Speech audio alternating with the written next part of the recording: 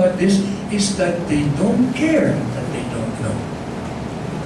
In other words, you live in a totally secular context. Secular means precisely that you exclude anything that is not in this time and in this history and in this world. No? So that's the primary focus of the new evangelization as far as Europe and the Western countries, the United States, Canada, and so on, are concerned. And so that the new evangelization asks the question, what is new? And those three things that they always mention. New in methods, to bring the gospel, the church, and so on, with new methods. Two, new in expressions. And three, new in fervor.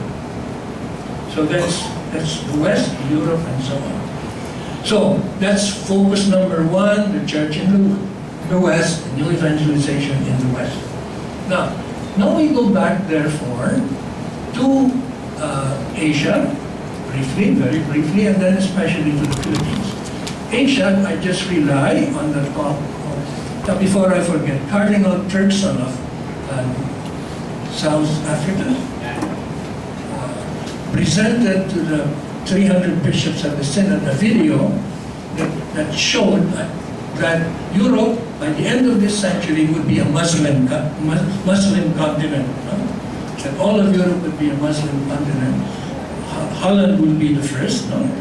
Right after the council, we were all told here in this country to follow Holland, because Holland was the new church. But now, that's what they say. Towards the end of this video, which was then refuted as too pessimistic, that Holland, Amsterdam and Rotterdam are expected to be Muslim by the year 1220.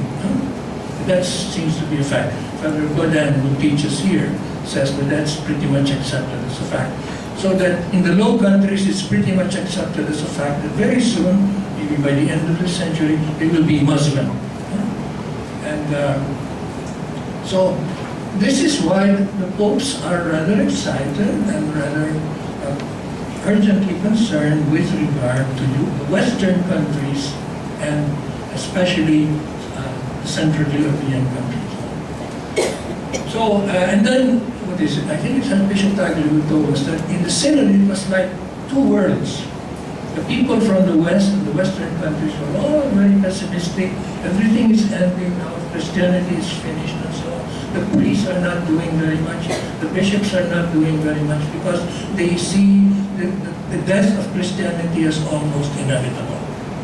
And the countries below the equator, especially Asia and Africa, are booming.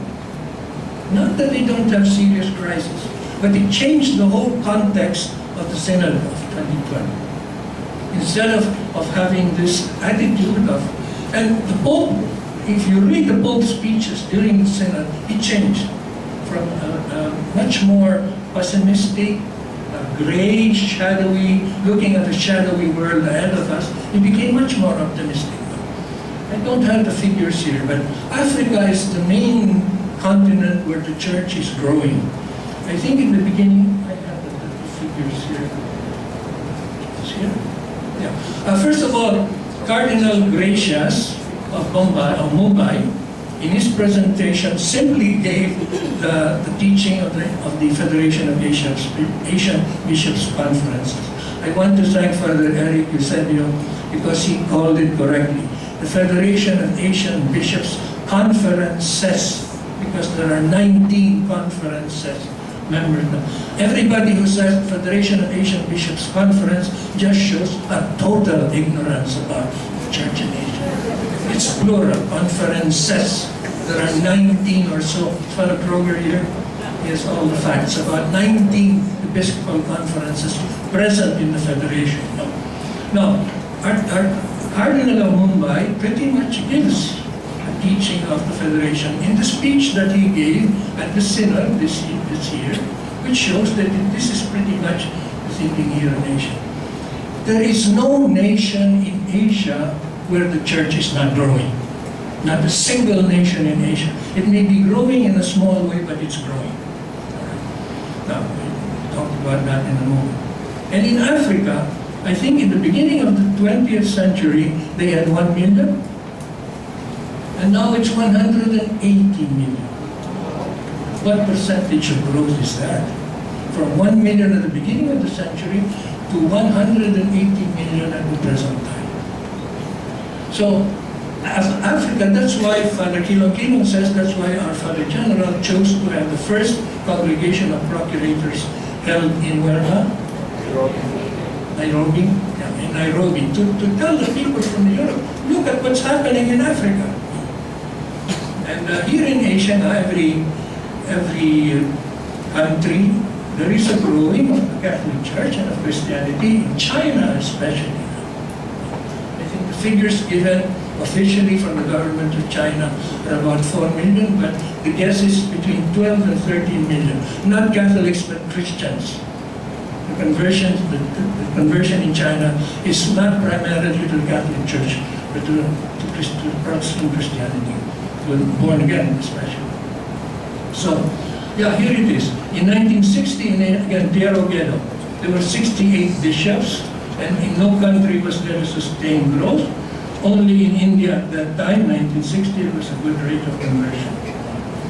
But there are now, in India, at least 30 million Catholics, twice of the official figure. Indonesia, Sri Lanka, Burma, Vietnam are at least 10% of the population, especially in Vietnam. And China had 3.7 million Catholics when Mao came into power, and now there are estimated about 15 million Catholics in China. So the Christians as a whole are 40 to 50 million in China. In South Korea, it's more than 5 million Catholics, and Christians, Protestants and Catholics make up 30% of the population. So it's a completely different picture as far as Europe and the West is concerned, and Africa and Asia especially. So Father Ghetto says the positive effect of the Council and of the popes is evident in the advancement of the young churches, which today are missionaries outside of their own countries and to the West. Japan, I think, is not growing very significantly, and Father Matsumoto was still here as rector of our residence. One evening I said, Father Matsumoto, what happened in Japan? Because right after the Second World War, there were a lot of conversions in Japan. And he said, this is not a scholarly opinion, he said. But this is shared by many who have done some study of Japanese Catholicism. They stopped popular religion in the church in Japan. Devotion to Our Lady, the church there more or less officially stopped that, and the conversions more or less stopped. So that's why in the statement of the Philippine bishops, one of the most important things to look at during this new evangelization is how to promote popular piety. Not to throw it away precisely, but to promote it, deepen it. Monsignor Clemens Ignacio Quiapo is trying to do this, especially with regard to the devotion to Nazareth. Now, let's go to the statement of the Philippine bishops. That's the one called Share Christ. I think Christ, Share Christ. Let me just do this from memory. I am a member of the committee of Archbishop Sac Villegas, who has been appointed to head the Commission on the Year of Faith and the New Evangelization in CBCP. So he said what's important is to make our own choices, because our situation is not exactly some similarities with some aspects of the European and Western situation, but our situation here in the Philippines and in Asia is quite different from what you have in Europe. So they made about 4 months, I think, from April to September, that's like 4 or 5 months. They made a kind of surveying and some kind of discerning. And so he chose, together with the bishops, the CBCP bishops approved the choices of the 4 priorities in the year of faith and the year of the new evangelization. First of all, the Philippine bishops wanted explicitly to tie it up with the 500th anniversary of the coming of the Christian faith in the Philippines, which would be the year 2021. So, Live Christ, Share Christ begins with that. In the year 2021, we will be observing the the 500th anniversary of the coming of the Christian faith, the baptism of Raja Umagon and his wife. The first Mass in Limassol Island and the first baptisms in Cebu. So it's tied up with that. And there will be a 9-year novena beginning this year, 2012, to the year 2019, to prepare us for the celebration of the 500th year of the coming of Christianity. All right? This year, and every one of those 9 years has a special theme. And because of the year of faith, the theme of this year, 2012, is the integral formation in faith. That's the year. That's the focus for this year. Now, what are the choices, the priorities the Catholic bishops have chosen for the new evangelization here in the Philippines? Number one, Missio Agendas. If you read the inquiry yesterday, they mentioned that in Asia today, population is estimated in what is called geographical Asia, beginning with Kazakhstan and Kyrgyzstan, the country of Borat, all the way down to East Timor. That's part of what is called Asia. The population of that part of the world is about 4 2/3 billion. 4 2/3 billion. Of that 4 2/3 billion, my cell phone, about 3% are Christians, not Catholics, but Christians, which accounts to about 160 million. So, 160 million are Christian, and all the rest have not met Jesus Christ significantly, and the church and the gospel significantly in all of Asia. So, never in the history of all of humankind have there been as many people who have never met Christ as are in Asia today. So Cardinal Gracious at the Synod of 2016 says, in Asia, evangelization mission has not yet begun. So the primary focus, according to the Philippine bishops, is Missio Agendas. Because every pope, without exception, from Pope Pius XI, have all said explicitly in writing and in speaking, that the Philippines, whether it likes it or not, has a special mission with regard to the propagation of Jesus and the mission here in Asia. And so we cannot forget that. That remains the primary focus of new evangelization for the Church of the Philippines. But they wanted, Archbishop Villegas' commission is to make sure that the laity are involved.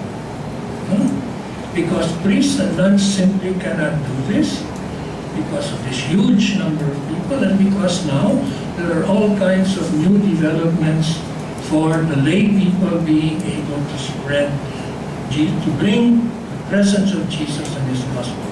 So priority number one for the Philippine bishops is Missio Agendas. What is priority number two? Priority number two is not very much focused in Vatican II. John Sobrino has written several articles saying Vatican II was not too much concerned with this priority. That's why the Latin American bishops after Vatican II pushed very much liberation theology and BEC. Vatican II is not much concerned with the poor. And in Asia, there are two very beautiful talks of Cardinal Stephen Kim saying that in Asia, the title of the work of the Church in Asia is Pauperes Evangelis Santo. The poor have the gospel preached to them. Because Cardinal Kim says, more or less about 70% of Asians are poor. About 70% of Asians are poor. He wrote this in about the early 1970s. What is poor? In the United Nations estimation of what is poor, somebody who does not earn or spend $2 a day is poor. If you don't have, if you can't earn or live on 80 pesos or 84 pesos, but the peso just went up to 40 yesterday. First time in, 10 years? 40 pesos to the dollar, you are poor. So 60% of humanity in Asia is poor. In PCP2, the Second Pastoral Council of the Philippine Church in 1991, the question of the Church of the Poor was not in the agenda. And both Bishop Akani and Archbishop Legazpi and Bishop Tagre pointed out it came from inside. It was a very great clamor that the church in the Philippines has to be a church of the poor, for the poor, and with the poor. So that's the second priority set up by the CBCP. When I gave a talk at San Carlos Seminary about the new evangelization in the Philippines, one of the seminarians got up and said, "Father, let me tell you something that I've been bothered with a long time." He says, "The Philippine church does not even know what it means to be the church of the poor." And he says, "Is that not true, Father? We really don't know." So maybe the main thing in this year of faith, this year of new evangelization, is to find out, what does it mean? Archbishop Villegas, in his speech in the Synod, which is quoted all over the internet, if you've seen it, and one American bishop in Montana even quotes, says Archbishop Villegas of the Vatican said this: "You cannot preach to empty stomachs unless your own stomach is empty." Now let me ask the question, how many of us have empty stomachs? No, that's a real question. In other words, we really do not know yet what it means to be the church of the poor. This seminarian said, "What does it mean for us in our seminary to be the church of the poor? What does it mean for us in our religious communities to be the church of the poor?" We really don't know. I don't think we're all being asked to live on the standard of the poor, right? Most of us would die. Just a couple of weeks ago, I said Mass for the final, with Father Bobby Benconceo, for the mother of the janitor of the Jesu, Tony. Tony's sister died 1 week and his mother died the end of that same week. And he lives in Kainin too. And I found out many of those who are working here in the Ateneo live in Kainin too, which is behind the USS. It's incredible. I haven't been there recently. The poverty is just incredible. Most of the people working on the Ateneo campus live there. So we don't know yet the meaning of the church. That's priority number 2, and maybe the most important one, because here in Asia, Cardinal Kim said, "Pauperis Evangelis Santo" is the meaning of evangelization in Asia. Number 3 is those people who have left the church, who are no longer going to the church, and so on and so forth. When Pope John Paul here came the second time, San Miguel Brewery had a survey made of various things regarding the Catholic Church here in the Philippines. And the conclusion from somewhat semi-scientific survey was about 7 to 8% of Catholics go to church in Metro Manila. 7 to 8%. And they say you can measure that by just going to every church and seeing how many people can sit in the church. Because 7 to 8% of what? The number of Catholics, which is about 13 million in Metro Manila, and about 85 to 89% of that 13 million are Catholics. Now, you take 7 to 8% of 13 million, certainly you'll fill all the churches for all of us. So we are lulled into a sense of security because all the churches are almost always filled. But it really amounts to about 7 to 8%. Now, so the number of people who are baptized Catholics or call themselves Catholics but do not, what we call, practice the faith is very, very large. And I was told, again, I have to check my facts, the second greatest Mormon country in the world is the Philippines. There have been massive conversion to the Mormons in the last 20 years or so, getting very many of them. So the number of people who are distancing themselves, leaving the church in the Philippines is very high. We don't know exactly because no real survey has been made. But with this commission of Archbishop Villegas, they say it's much larger than any of us think. Then the last, so that's number 3, is those people who are straying away from the church. One very interesting phenomenon with regard to these people straying away from the church. You know, every PBA basketball team has a born-again center. In every PBA basketball team, there is a core of born-again Christians. And we had Larry Fonacier, who came from the Ateneo, went from prep to the end of college, and then when the time came to marry, 2 years after he graduated, he was married as born again.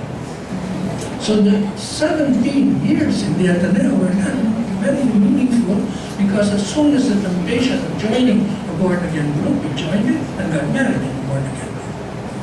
So this is not to frighten people, but just to say, most of us don't know the picture with regard to people leaving the church or distancing themselves from the church. And one of the things that could be asked is there, how many of you have brought somebody back to practice in the church in the last 2 years or the last year? Please raise your hand. People who have left the church or joined the born again or joined the reformed ones, and you have somehow been able to bring them back.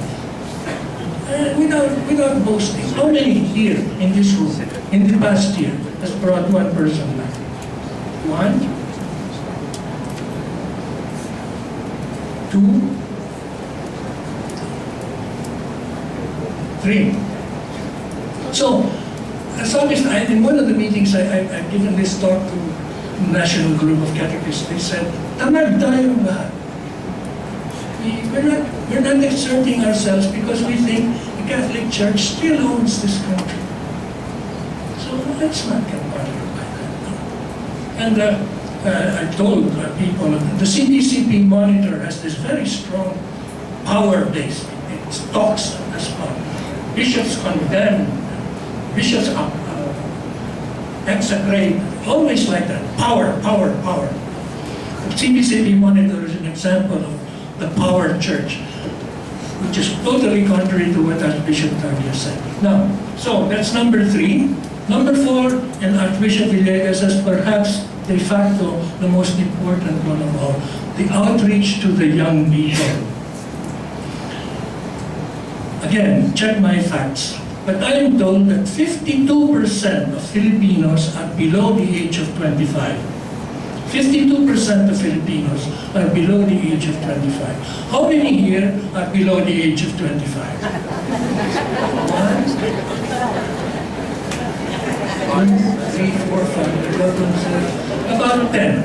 All the rest of us are old. Now, in Archbishop Villegas' commission, the finding was this: we are losing our young people by the thousands, not because they are turning away from the church. There is no great animosity or dislike or repugnance towards the church. It's just that the church is not reaching them. The church is not reaching them. There were 2 German Jesuits who came here about 15 years ago to make spot surveys in various Asian countries. I spoke to one of them before he left. His conclusion was that in the Philippines generally, about 6% of young people are significantly reached by some kind of adequate instruction to the faith. About 6%. So 94% of young people in the Philippines do not receive any adequate religious instruction. So that the survey, which was paid for by Father Tito Caliwag when he was still Vice President here, done by McCann Erickson in the year 2000, is that by 50 to 70 years, the Philippines will no longer be predominantly Catholic, but about 45 to 49% Catholic in about 60 years. In other words, the loss of the young is massive, not because they are turning away from the church, but because the church is not reaching them. That's why the speech of Archbishop Tagle in the Synod takes off from that. He starts by saying, just before I came recently, a young woman came to me and said, have I lost the church or has the church lost me? That's the way Archbishop Tagle began his speech. We are losing the young, not because the young are turning away, but because the church is simply not reaching them, and because the church is not very excited about reaching them. We're not worried about it. Is there anybody here seriously worried so you can't sleep at night because we're losing the life? They're not. The bishops are not worried. I received airmail these days instead of email. To receive airmail frightens you. From an Ateneo alumnus in the United States who has just attended this big gathering of Ateneo alumni. And he says, all the news I hear about the Ateneo de Manila is bad as far as faith formation is concerned. He says, the alumni there in the States who have children or one here say, the Ateneo is not teaching them to be good Catholics. Father, what can we do about this? Is anybody excited about this in Catholic colleges? I gave a talk to all the theology teachers in LaSalle 2 weeks ago. And they said that most of the young people are not concerned with the faith. We had this group here that had to remake the retreat when Sister Bridge McKenna could not show up. And I said, somebody just told me that very many Catholic boys and girls in Catholic schools are no longer going to Sunday Mass. And one mother then said, yes, my children are not, my grandchildren are not. In other words, why is December the 8th now a class day in all Catholic schools? Why? Because they found by an informal spot survey that less than 10% of the Catholic boys and girls go to Mass on December the 8th when there is a holiday.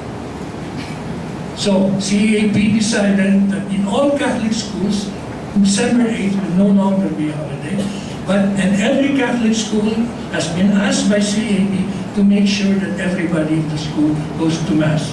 In other words, the boys and girls going to Catholic schools, most of them do not, very many of them do not go to Mass anymore. Do we know this? So that's the question. The youth are being lost, and Archbishop Villegas' commission says this is the most frightening thing of all. We are losing the youth, and we don't seem to care at all about it. So those are the 4 priorities of the CBCP with regard to the year of the faith.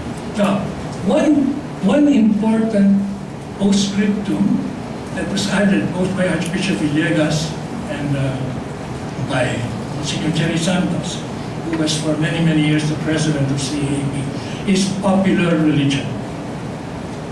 Okay? Because in the years after the council, they pushed popular religiosity and popular piety to the side. Everything is the Bible and the liturgy. And so, the main thing, it seems, and again, no factual surveys have been done, the main thing that keeps the ordinary people in the church close to the church are the novenas and the devotions. Kayo lahat, your mother, what keeps her close to the church? Does she understand the history of the Mass and explain the dogma of transubstantiation? No. The superior, with the Korean Jesuits here, Father McIntosh is there, your superior, scholastics there. When I was there a few years ago, more than 10 years ago, Father McIntosh says, for my mother, the Catholic faith is Saint Therese of Lisieux. That's true, diba? Would you consider Cory Aquino ignorant? She was president of the Philippines. If we elected an ignorant woman as president of the Philippines, most of us might be more ignorant still. But she lived pretty much on the rosary in Fatima. That was what tied her to the church. She went to Mass almost every day. But the center of her thinking was the devotion. So Archbishop Villegas and Monsignor Glenn and Monsignor Jerry Santos says, kind of a special concern with regard to popular piety, what we call popular piety. That could be also the focus of our, because even the young people, it is this that keeps them close to the church, the novenas and their devotions to the saints and so on. Have I gone over my time?